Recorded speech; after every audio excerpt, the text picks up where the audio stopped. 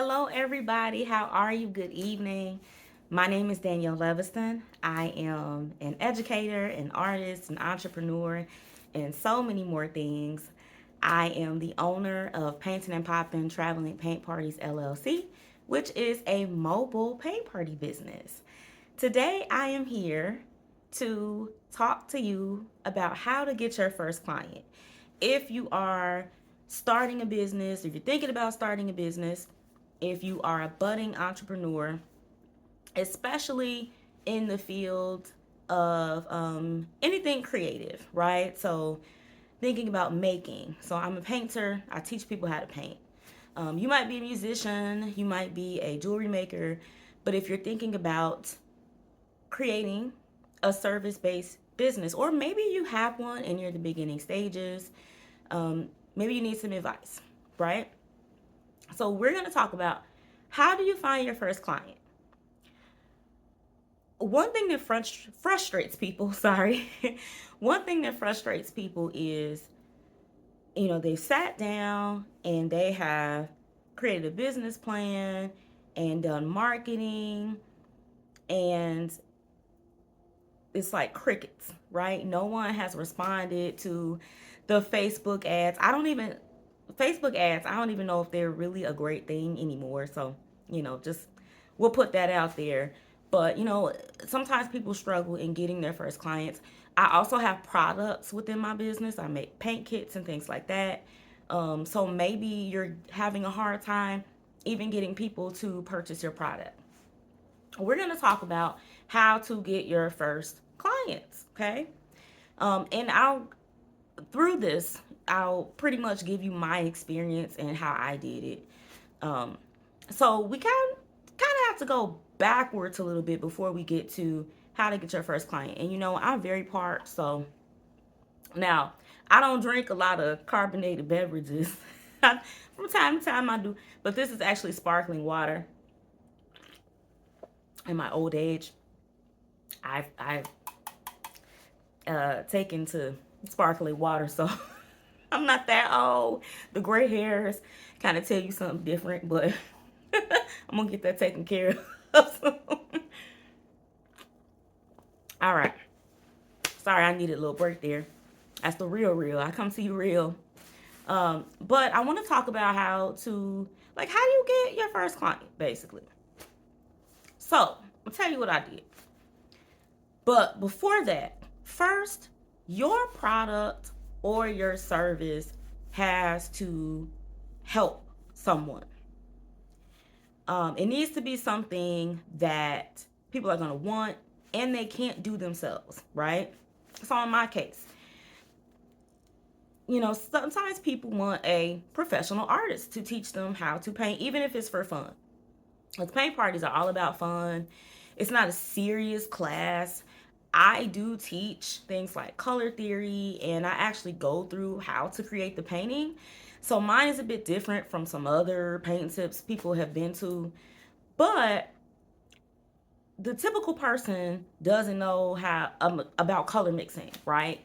Um, they don't know about layering. So they do want somebody, especially if they're having a big party, to come and teach them how to paint. So that solves a problem, really. It's not like this is the end of the world problem or anything like that, right?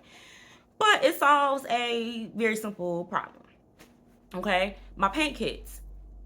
Not everybody can draw, right?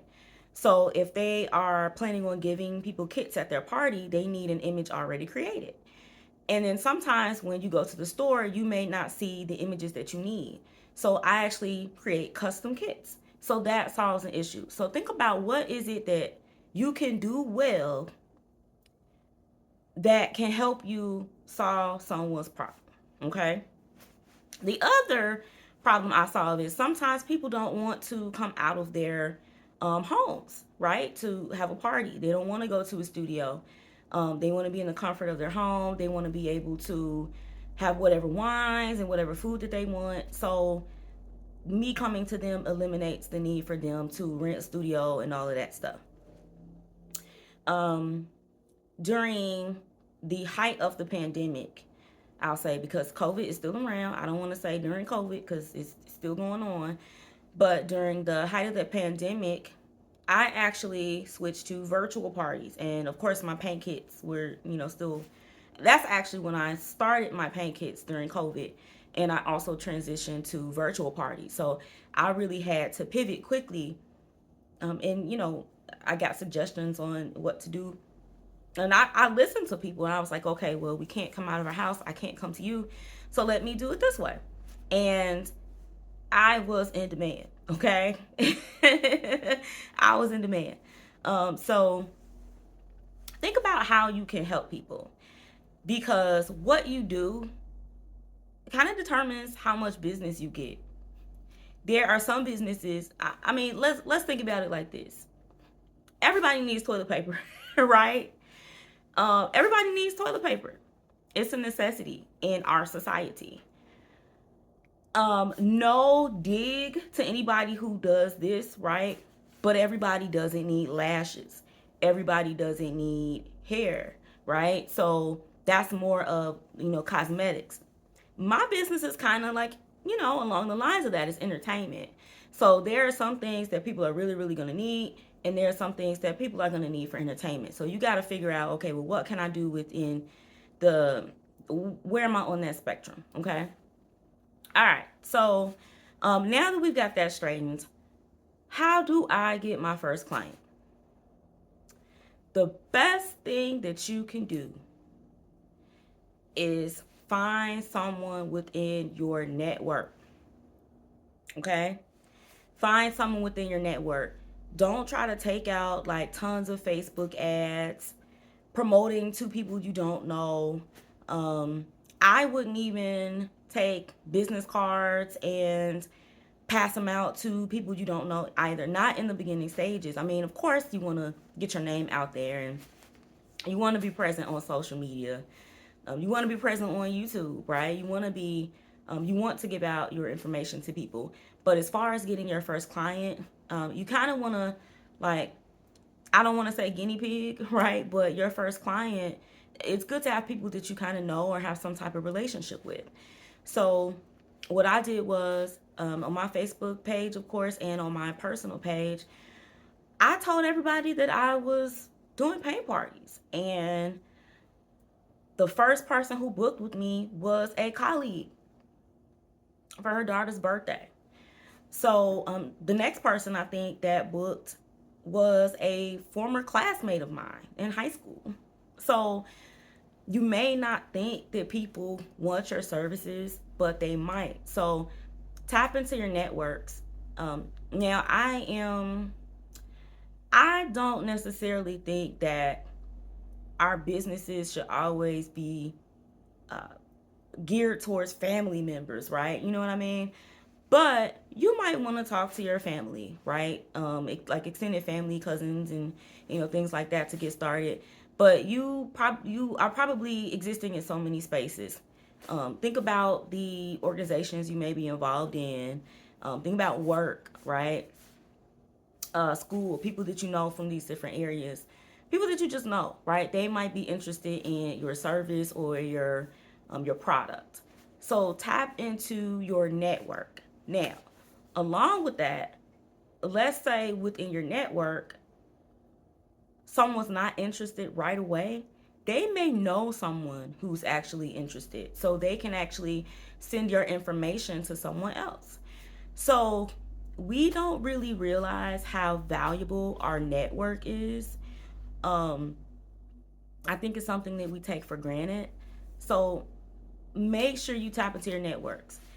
Along with that, I think sometimes when we form businesses and create these things, we can be secretive.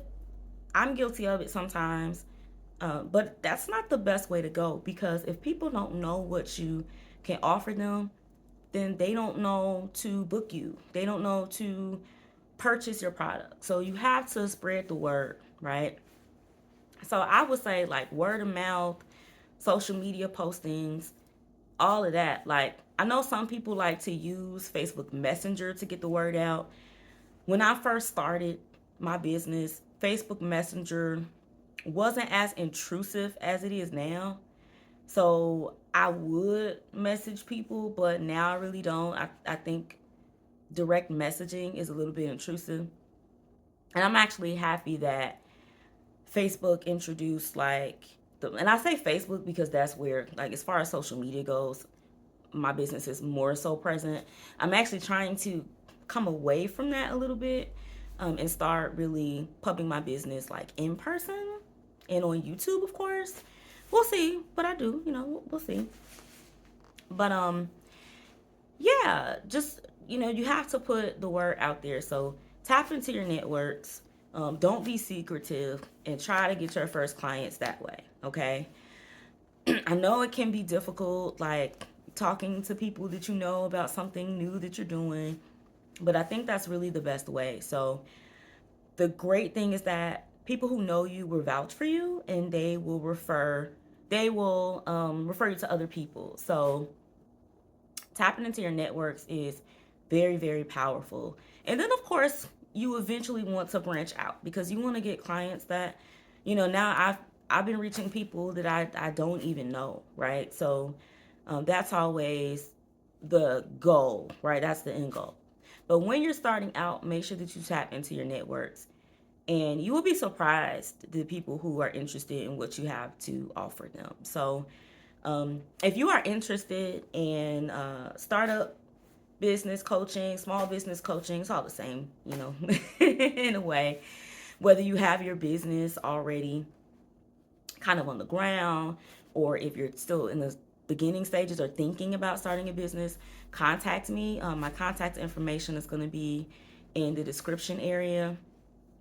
I haven't officially started coaching yet, but especially if you have like a creative business or a creative idea, or you are a creative and you want to incorporate that in your business, holla at your girl, because I am here to help you succeed. Okay.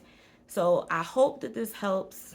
This was probably going to be one of the shorter videos that I create. But thank you for watching. Don't forget to like this video and subscribe. Please subscribe to my channel. Please subscribe to my channel. I will talk to you soon. Bye bye.